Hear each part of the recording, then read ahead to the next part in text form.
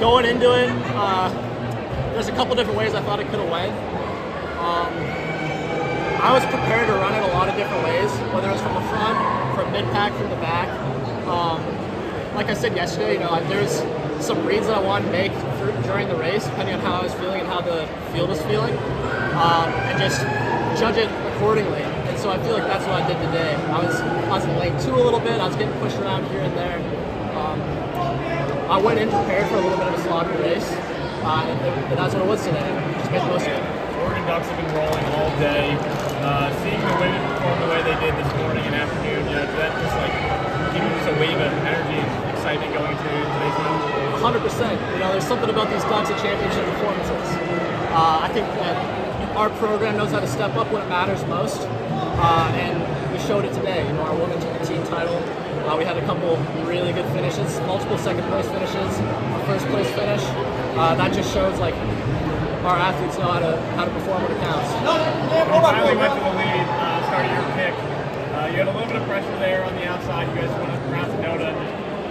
Talk to me about those last 100 meters and how you were able to keep holding all the guys behind you. Yeah, this season I've been working on my last 150.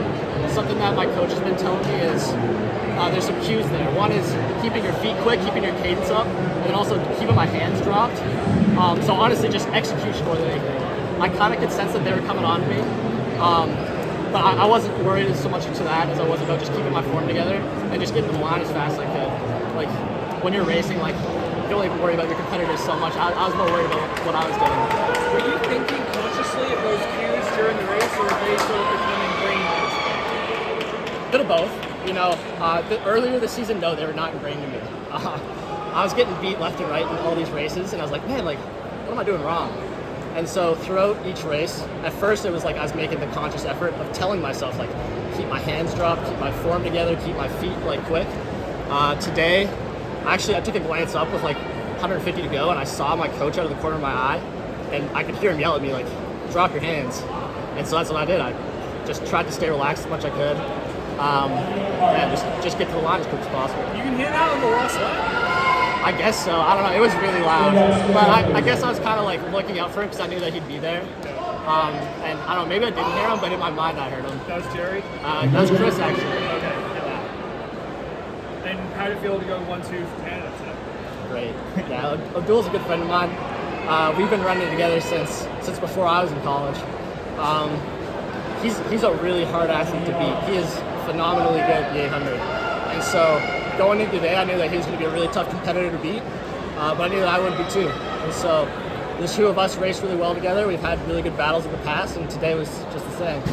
How do you hope to build off this into outdoor season? It's a great question. This momentum, this gives me a lot of confidence going into this year. Going to take a break here for a little bit. Stop ripping the specific stuff, get back to some base. It's going to be a long outdoor season. World Championships are this September. It's a tough team to make, but we have the world champion from 2023, and so that gives us 4 spots for Canada. So as long as I can take a top 4 finish at the Canadian trials and hopefully hit the standard, if not just be in the world rankings, I'm hoping to carry this momentum through the collegiate outdoor season and then through to